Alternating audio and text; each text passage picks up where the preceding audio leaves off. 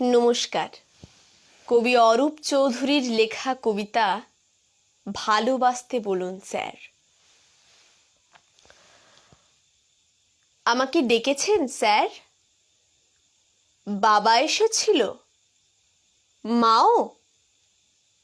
বুঝেছি স্যার, ওরা কমপ্লেন করেছে পড়াশুনো করি না, তাই তো?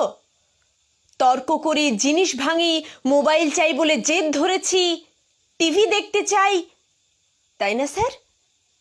সব সব সত্যি, সব সত্যি স্যার।